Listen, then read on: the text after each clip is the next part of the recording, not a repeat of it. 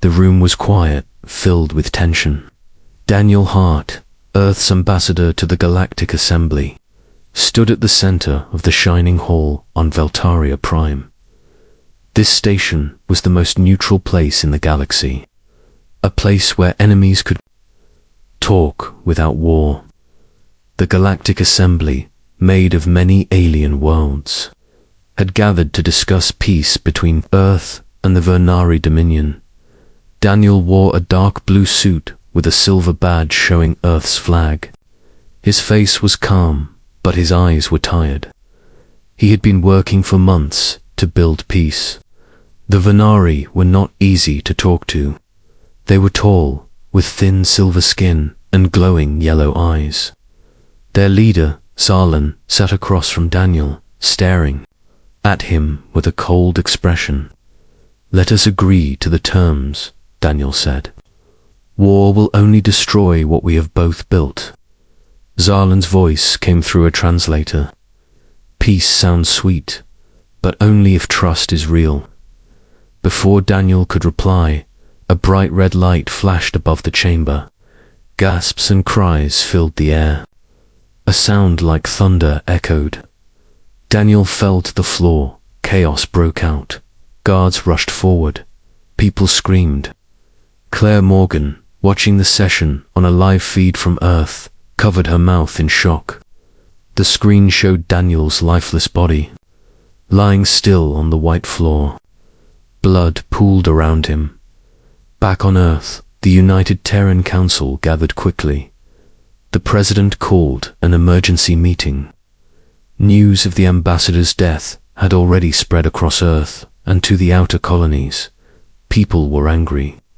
Many wanted revenge. Claire Morgan, once Earth's top diplomat, was called out of retirement. She had grey in her short hair and lines on her face, but her eyes were sharp. She was known for keeping peace during hard times. Claire had hoped her days of diplomacy were over, but now duty called her back at the council chamber in New Geneva. Claire met President Owen Davis. "You saw what happened," he said. "We need someone who can speak for Earth, someone who won't rush to war." "I'm not the same as I was 10 years ago," Claire replied, "but I'll do what I can." President Davis nodded. "We've lost our voice. In the galaxy, get it back." Meanwhile, Admiral Logan Pierce stood on the deck of the TDS Valar, a massive Terran defense ship orbiting Mars. He watched the news in silence. Daniel Hart had been his friend. He clenched his fist. "Prep the fleet," he ordered. "If this turns bad, we need to be ready." Claire left Earth the next day. With her was Ethan Brooks, a young intelligence officer with bright eyes and a calm voice. He had studied every alien culture in the assembly. He was good with codes and secrets. "Who do you think did it?" Ethan asked during the flight. "Too soon to tell," Claire replied. But the Vernari had the most to lose. When they reached Veltaria Prime, the station was quiet, almost too quiet. Alien guards in silver uniforms walked the halls. The assembly chamber was sealed. Daniel's body had already been taken home. There was no sign of the killer. Claire and Ethan met with the station's head of security, a small insect-like being named Trolloc. "We found this at the scene," Trolloc said, handing over a small device. It was stuck to the ambassador's table. Ethan examined it. A trigger, remote, clean build, not Vernari tech. Claire nodded. "Someone wants us to think it's them. That makes me think it's not." Across the galaxy, Vernari ships began to move. The Dominion claimed innocence, but warned of defense if Earth attacked. Earth's colonies sent warnings to many feared a war was coming. Admiral Pierce placed his ships at the edge of Vernari space. He didn't want to fire first, but he also wouldn't run. His second-in-command, Captain Lena Brooks, stood beside him. You think this was Venari? She asked. Pierce shook his head. It smells like a trap. Someone wants to push us over the line. Back on Veltaria, Claire visited the room where Daniel died. She stood where he fell, closed her eyes, and breathed deeply. He was trying to stop war, she whispered. Ethan came in with news. I traced a payment made an hour before the attack. It was sent from a hidden account in the Outer Rim. The money went to someone here, someone human. Claire looked at him. That changes everything. They followed the trail. It led them to a small storage bay deep in the station. There, they found a hidden room with computers and strange machines. A logo on the wall said Halvex Dynamics, a weapons company, Ethan said. They've made tech for both Earth and the Assembly. They make money from war, Claire added. So peace is bad for business. As they searched, the lights went dark. A voice came over the speakers. You shouldn't be here. Leave and live, stay and die. Ethan pulled Claire out just before the room exploded. They hit the floor hard. Fire and smoke filled the air. Guards rushed in. Claire coughed and stood. Someone is cleaning up fast. We're getting close. Meanwhile, Pierce received a message. A Terran scout ship near Vornari space was destroyed. The Vornari claimed it entered forbidden space. Earth claimed it was a lie. The Council asked Pierce to respond. They're baiting us, Pierce said. But I can't let them kill our people. He gave the order. One Venari military base near the border was hit. A warning shot. But it caused a chain reaction. Venari ships fired back. War had begun, Claire. And Ethan watched the news in horror. We're running out of time, Claire said. And we still don't know who gave the order to kill Hart. They received a message from a strange source. A Venari informant named Yel Shaw wanted to meet. They found him in a dark corner of the station. He wore a long robe and kept his face hidden. I know who killed your ambassador, Yelsha said. But I want safety in return. You'll have it, Claire said. It was humans, Yelsha said. A group called Halvex Dynamics. They used our codes, paid our people to stay silent, framed us. Claire's heart sank. Do you have proof? Yes, Yelsha replied, handing her a small data shard. But they will kill to keep it hidden. She took it and stood. Then we need to show the galaxy. The war was already burning. Ships were being destroyed. Lives were being lost. But now Claire had the first piece of truth. Daniel Hart was dead. But the fight for his mission was just beginning. Now came the reckoning. Claire sat in the dark room on Veltaria Prime, holding the data shard tightly in her hand. It was small, silver, and glowing faintly. It might be the only proof that could stop the war. Ethan stood beside her, his face pale from the smoke of the earlier explosion. We need to get this back to Earth, he said. Claire nodded. No. If we go to Earth, it will be too late. The fighting will grow. We need to show this to the Galactic Assembly. Yelsha, the Venari informant, watched them from the shadows. The Assembly listens only to truth. But many do not want the truth to be heard. Then we make them listen, Claire said. Outside the station, ships moved in silence. Earth's fleet. And the Venari warships faced each other across the stars. Admiral Logan Pierce stood on the bridge of the TDS Valor. He stared at the display screen. Red lights showed Venari ships getting closer. Captain Lena Brooks spoke. Admiral, they're moving weapons into position. Pierce frowned. Hold the line. No more strikes, until I say. Back on Veltaria, Claire, Ethan, and Yelsha moved through the back tunnels of the station. They didn't trust the guards anymore. Someone wanted them dead. Where are we going? Ethan asked. There's a cargo ship leaving for Ciro's Prime, Claire said. We'll hide on it. That planet hosts the main assembly court. If we reach it, we can share the data. They reached the docking bay. Security drones flew above. Claire showed a fake ID to the loading officer, a tired-looking alien with 4 eyes. Cargo only, he said. We are cargo, Claire replied with a small smile.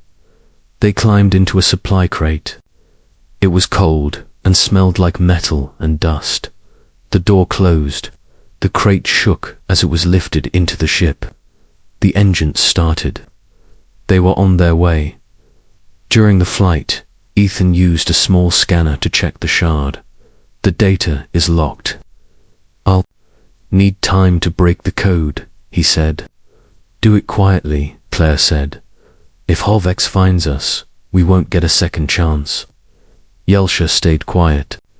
He stared at the stars through a small crack in the crate. I once believed in peace. Now I don't know what to believe. Believe in the truth, Claire said. The trip took 2 days. They didn't sleep much. When the ship landed, they waited until night to leave. Ciro's Prime was a huge city world, filled with towers and lights. The assembly building stood tall in the center, shaped like a shining star. They rented a small room near the outer ring. Ethan worked through the night. Wires and lights covered. The table, almost there, he said. This encryption is strong. Only someone with assembly access could have locked it like this. Then someone inside helped Halvex, Claire whispered.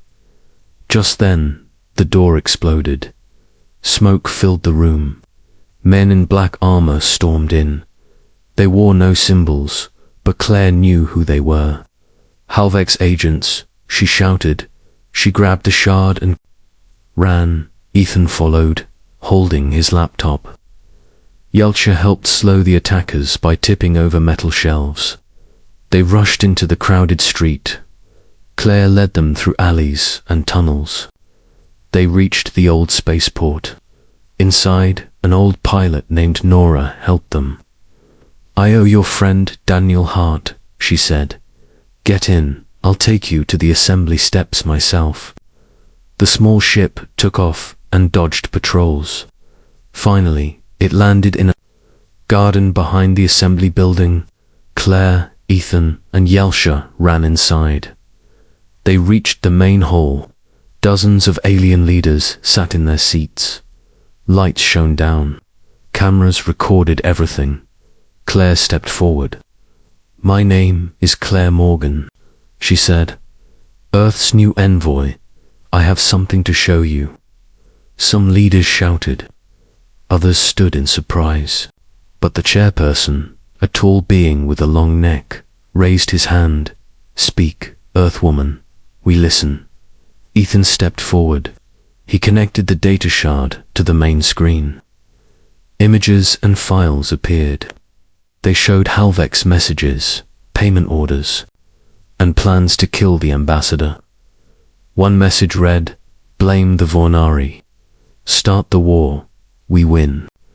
Silence filled the room. This ... is true. Asked the Vornari leader, Zalan.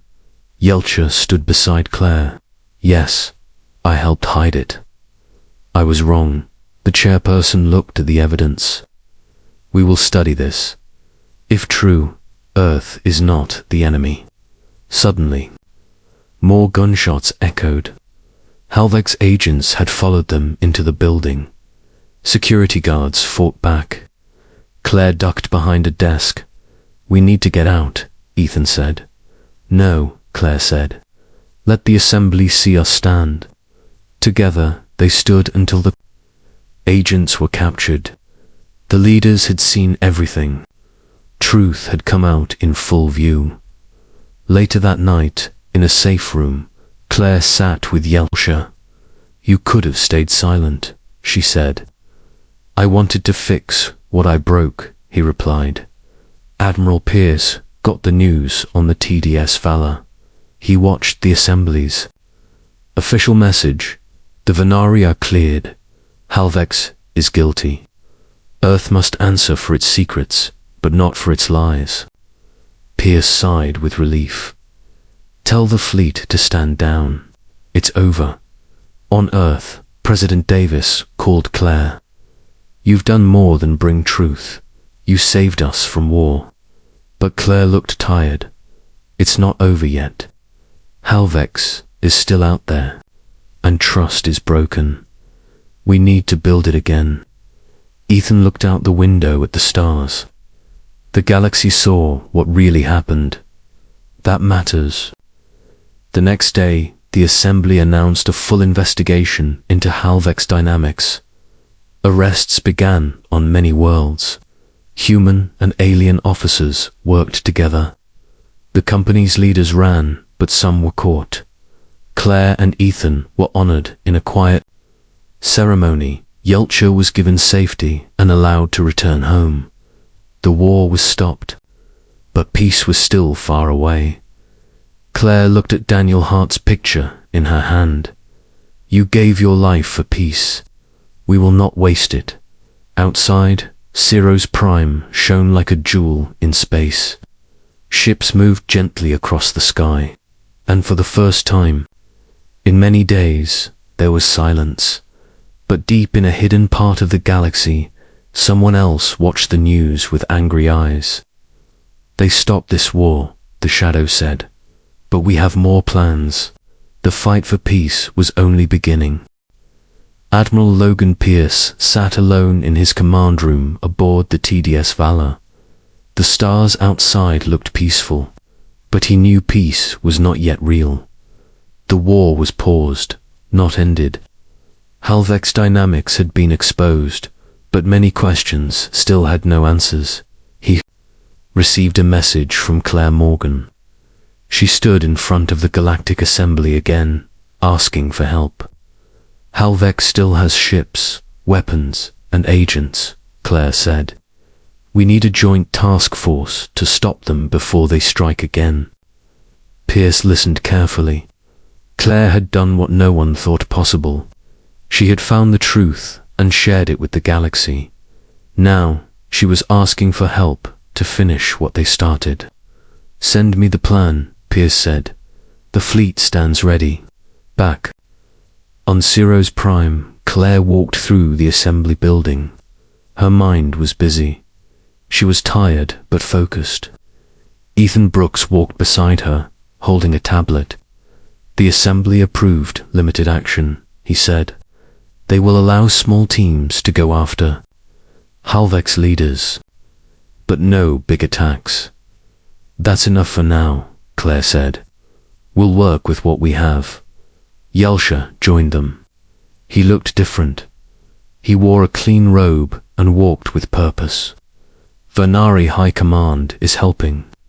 I have access to some of their intelligence files," he said. "Good," Claire said. "We need all the help we can get." Meanwhile, in a hidden system far from Ciro's Prime, Halvex leaders met inside a dark station. Their leader, a human named Cole Varys, spoke with anger in his voice. "They think they've won," Cole said, "but they only delayed us. We still have fleets, still have agents, and our goal hasn't changed." His second in command, a woman named Mara Dent, nodded. "We've lost our cover, but not our strength." Cole smiled. "Let them chase shadows.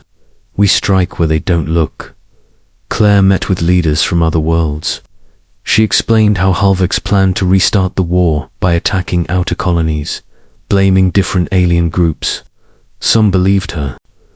Some DIDN, single quotes, T.1 leader, from a quiet planet called Uvala, asked, "Why should we risk our people to fight your enemy?" "Because it's not just Earth's enemy," Claire replied.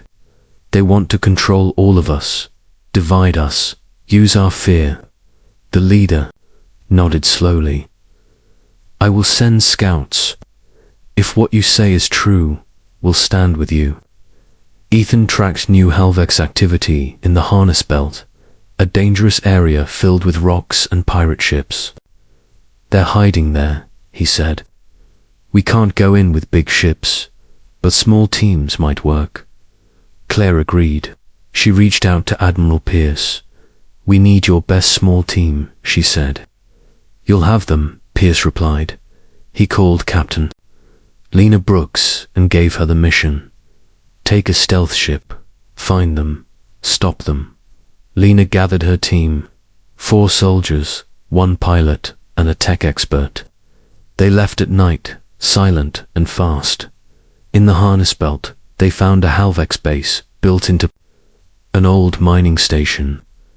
It looked empty, but inside it was full of weapons and data. The team moved in quietly. The tech expert, named Milo, found files that showed plans to attack 3 peaceful planets and blame it on the Vanari. We have to stop this, Lena said. Before they could leave, alarms sounded. Halvex guards attacked. A short, brutal fight broke out. 1 soldier was hurt, but they escaped with the data. Back on Ciros Prime, Claire and Ethan studied the files. They were going to destroy these colonies next week, Ethan said. We have 5 days. Claire looked at the star map. Then we move now. The assembly was slow, but Claire didn't wait. She called Admiral Pierce again. We need a defense line around these planets, she said. If Halvex gets there first, it's over. Pierce agreed. I'll pull ships from patrol. We'll hold the line. Ships moved fast. Earth ships, Vanari ships, and others who believed Claire. They formed a shield around the 3 target worlds. Halvex came. Not with 1 fleet, but 3. They attacked at once. The battle was massive. On the planet Noria, civilians ran for shelters. Defense turrets fired into the sky. Claire watched from a command center. Hold the shield, she shouted. Don't let them land. Admiral Pierce's voice came through the channel. We're holding here. Just barely. Yelsha worked with the Vanari fleet. He gave orders in his native tongue, his voice strong and sure. Protect the North Sector, he said. Enemy bombers incoming. After hours of fighting, the Halvex fleets pulled back. They had not expected such strong defense. Their surprise plan had failed, but many ships were damaged. Many lives were lost. After the battle, Claire stood in the ruins of a command post. Smoke rose around her. We stopped them today, she said, but they will try again. Ethan held a small data drive. They left some data behind. I think it's a message. He played it. Cole Varus appeared on the screen. You can't stop us, Cole said. This galaxy is weak. We'll rebuild. We'll come back. And next time, no warnings. Claire stared at the screen. Then we find him before that day comes. They shared the video with the assembly. Some leaders were scared. Others were angry. But many now saw the truth. The assembly voted. A special task force would be created. Not human, not alien, but mixed. It would hunt down Halvex and any group like it. Claire was asked to lead the civilian side. Admiral Pierce would help from the military side. Yelcha would be the alien representative. Ethan smiled. Looks like we just got promoted. Claire didn't. Smile. This isn't about ranks. This is about making sure we never come this close to war again. In a secret room on a quiet moon, Cole Varus met with unknown figures. They were not all human. Some were from races the assembly didn't even know about yet. They stopped our plan, one figure said. Cole replied, let them enjoy their small win. We are just getting started. The shadows in the room grew darker. The galaxy was quiet for now, but the next storm was already growing. Claire Morgan stood in front of the large window in the assembly building on Ceros Prime. The stars outside blinked calmly, but she knew the danger had not passed. Halvex Dynamics was still alive. Their leader, Cole Varys, had escaped. Their agents were hiding in different systems, and now they were planning something even worse. Claire turned as Ethan Brooks entered the room. We found something, he said. A message hidden in the Halvex base logs. It's a plan for a new weapon, something they call Project Echo. Claire frowned. What kind of weapon? It's unclear, Ethan replied. But the message says it can break a planet's voice. I think it's a signal jammer, or worse, something that can control or erase communication across whole systems. Claire picked up the tablet and read the file. The message had dates, coordinates, and codenames. It pointed to a small system near the edge of assembly space. The system was called Drayon Reach. Yalsha entered behind Ethan. Drayon Reach is a quiet place. No strong defense, no military base. If Halvex is building something there, they are doing it in secret. Claire nodded. Then we go there, quietly. Later that day, Claire met with Admiral Logan Pierce. He looked tired but alert. The battles had taken a toll on everyone. We need to send a small team to Drayon Reach, Claire said. No full fleet, just scouts. Pierce agreed. I'll send the Shadow Wing. Fast, silent, and careful. Captain Lena Brooks led the mission. She flew a small black ship with her team of scouts. They entered Drayon Reach 2 days later. What they found shocked them. In the middle of a dark asteroid field, Halvex had built a base hidden under the rocks. The base was large, filled with towers, dishes, and glowing panels. At the center was a tall antenna reaching into space. This must be Project Echo, Lena said. We need to send this back. They took images, scanned signals, and copied data. But just as they were leaving, they were spotted. Enemy drones attacked. The team fought hard and escaped, but one pilot was lost. Back on Ceros Prime, Ethan studied the data. This device sends a signal that blocks all communication, he said. And worse, it can fake messages. It can send lies to any ship or world in range. Claire's face turned cold. So they could send a fake attack order, or start a war between two worlds with a single message. Yalsha added, they can turn friends into enemies, all with one signal. The assembly was shocked. Many leaders called for action, but some still wanted more proof. Claire decided to speak directly. She stood in front of the entire assembly. Halvex has built a weapon that can destroy peace without a single shot. If we do nothing, they will use it. Not just on Earth, on anyone who stands in their way. We must act now. After long talks, the assembly voted. A joint strike team would destroy Project Echo. Claire, Ethan, and Yalsha would join as mission. Leaders Admiral Pierce would command the Space Forces. The fleet moved quickly. Ships from Earth, the Venari, and other allies met near Drayon Reach. They prepared for a fast attack. Speed was important. If Halvex turned on the weapon, it could spread false orders to all ships in the sector. Claire stood on the bridge of a command ship beside Pierce. Are you ready? He asked. She nodded. Let's end this. The battle began with a surprise strike. Shadow Wing flew in first, disabling the outer defenses. Then the main fleet moved in. Lasers lit up the sky. Drones exploded. HFY ships fought back, but they were not ready for such a large force. Claire, Ethan, and Yelsha landed near the main tower. Their job was to enter the base and shut down Project Echo. They moved fast through the halls. Guards attacked them, but the strike team pushed forward. Ethan worked on the locks, while Yelsha covered him. Claire led the way. Inside the control room, they found Cole Varys waiting. He stood beside the main console. "You're too late," he said. "The signal is ready. One button, and I send chaos to every corner of the galaxy."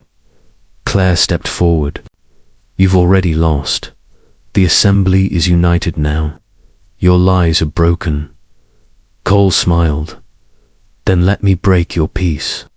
He reached for the console. Ethan threw a stun stick. It hit Cole in the hand. The device fell. Yelsha rushed forward and pulled him back. A fight began. Claire reached the console. She saw the countdown. Only 1 minute remained before the signal launched. "Ethan, can you stop it?" "Working on it," he said. He typed quickly. The screen blinked red. Yelsha held off Cole, who fought like a man with nothing to lose. Finally, Ethan hit a final button. The screen turned green. "Signal offline," he said. "We did it." Cole fell to the ground, tied and defeated. Outside, the battle ended. With the signal blocked, HFY ships lost contact and began to retreat. Many were captured. Claire stood on the tower, looking at the stars. "It's over," she said. Yelsha nodded. "For now." Later, back on Ciros Prime, the assembly held a special meeting. They thanked the team for stopping Project Echo. Cole Varys was taken to a prison world. HFY's dynamics was fully shut down. Its members were hunted across the galaxy. Admiral Pierce stood with Claire in a quiet hallway. "You should take a break," he said. Claire shook her head. "There's still more to do. We need new systems, stronger laws. We need to stop the next HFY before it begins." Ethan joined them, and we need to fix the damage. So many worlds still don't trust each other. Claire looked out the window. Daniel Hart died trying to keep peace. We saved his dream. But now we build it. The stars outside looked the same. But the galaxy had changed. Peace had survived. Now it had to grow stronger, and those who had fought for truth were ready to protect it again, no matter the cost. Months had passed since the fall of HFY's dynamics. The galaxy was calm, but the scars of war and lies were still fresh. Ships traveled freely again. Worlds began to trust one another, little by little. But everyone knew peace was still fragile. Claire. Morgan sat in a quiet garden on Ciros Prime. Flowers from different planets bloomed around her. She looked at a small picture of Daniel Hart. His smile reminded her why they had started this fight. Ethan. Brooks joined her with a cup of tea. "People are starting to believe in peace again," he said. Claire nodded. "But peace must be guarded. We can't let what happened be forgotten." The Assembly had created a new group, the Interstellar Council for Peace and Security. It was made to watch for threats like HFY. Claire was asked to lead the civilian branch. She accepted, but only on one condition. "We don't just fight threats," she told them. "We teach the truth. We teach how peace is built, not just how it's defended." Yelsha became the first Venari ambassador to Earth. His journey from spy to peacekeeper had inspired many. He worked closely with Claire. and Ethan to help rebuild trust between humans and aliens. Admiral Logan Pierce had retired. He now lived on a quiet moon near Saturn, growing food and fixing ships for the local port. He kept his uniform in a box, but everyone in the village called him Admiral anyway. One morning, Claire visited him. "You still don't answer messages." "Quickly," she said with a smile. Pierce laughed. "I like silence now. But I heard about your new council." "How's it going?" "Hard work. But good work," she said. "We're stopping small attacks before they grow. And more worlds are joining." Pierce poured her a cup of fresh juice. "You did what we couldn't. You gave the galaxy a second chance." Claire looked at the stars. "We all did it, together." Back on Cirrus Prime, Ethan worked in a new research center. He was building a database of every known threat pattern, hoping it would help predict future dangers. One day, he got a strange message. It came from a deep space probe near the outer edge of known space. "Claire, you should see this," he said. She looked at the message. It was a weak signal, full of static, but part of it was clear, a symbol, the same symbol used by Halvex. "We shut them down," Claire said. Could this be something new? Yelcha looked at the signal as well, or something old that survived. The probe showed signs of a station hidden inside a gas cloud, too far for normal travel, too close to the edge of safe space. The council held an emergency meeting. "We don't know if this is Halvex," Claire said, "but we must find out. We can't wait until it's too late." A new scout ship was sent. It had better tech and faster engines. Inside were pilots, scientists, and peace officers from 5 different species. It took them a week to reach the station. When they arrived, they found something strange. The station was not active. No power, no heat. But inside, they found something worse. Files showing plans to restart Halvex under a new name. The files listed names of people who had never been caught. Some of them were now leaders in small colonies. The team returned and gave the data to Claire. She called Ethan and Yelcha to her office. "We were wrong," she said. "We thought we stopped Halvex, but we only cut off the head. The roots are still growing." They made a plan. Quietly, they sent messages to trusted allies. The new Halvex group, now calling themselves the Core, had to be stopped before it grew strong again. Claire gave a speech to the assembly. "We thought the danger was gone, but it has changed its face.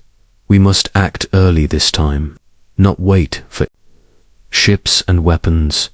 We must act on truth." Many worlds agreed. A new network of watchers was formed.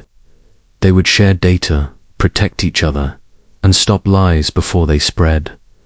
Claire, Ethan, and Yelcha led this effort. They traveled to different systems, met with local leaders, and explained the signs of manipulation and false news. It was not as exciting as battles, but it was just as important. In one small colony, they met a leader named Derek, who had once supported Halvex. "I believed in them," Derek said. "They promised order, but all they brought was fear." Claire looked at him. "Then help us stop the next version. Tell your story. Show others the truth." He agreed. More people joined the network. Some were old enemies. Some were new friends. Together, they built something stronger than fear. One night, Claire sat with Ethan and Yelcha outside a small outpost. "Do you think we'll ever stop all of it?" Ethan asked. Claire smiled. "No, there will always be people who want power. But we've learned how to fight back, not just with weapons, but with knowledge. Yelsha looked up at the stars, and with voices, many voices, together, news came from Earth. A school had been named after Daniel Hart. Students from many planets studied there. They learned about peace, justice, and how to spot lies in media and politics. Claire visited the school and gave a speech. Daniel died trying to stop a war. He believed that truth could win. We are here because he was right. Never forget that. The students clapped. Some cried. Some stood in silence, moved by her words. Back on her ship, Claire received a message. From Admiral Pierce. They asked me to teach at a military school, he said. Can you believe that? Claire laughed. I can. Who better to teach young leaders when to fight and when not to? Pierce replied, then I'll do it. One last mission. The galaxy was not perfect, but it was better than before. Worlds talked more, fought less, and when danger arose, they didn't wait to act. They remembered the past. They protected the future. Claire Morgan stood again before the assembly one final time. We are not just many worlds, she said. We are one galaxy, divided by distance, but joined by purpose. Let no voice be silenced again. Let no lie start another. War, the chamber stood and clapped. Leaders bowed their heads in respect. Far away in the dark corners of space, small groups still whispered about power and control. But now the galaxy was watching, and watching was the first step to peace. Claire returned to her ship. Ethan and Yelsha were waiting. Where to next? Ethan asked. Claire smiled. Wherever we're needed. The stars stretched out before them. Bright, endless. Full of hope, the reckoning had come. It had been hard, painful, costly, but it brought the truth, and with the truth came peace at last.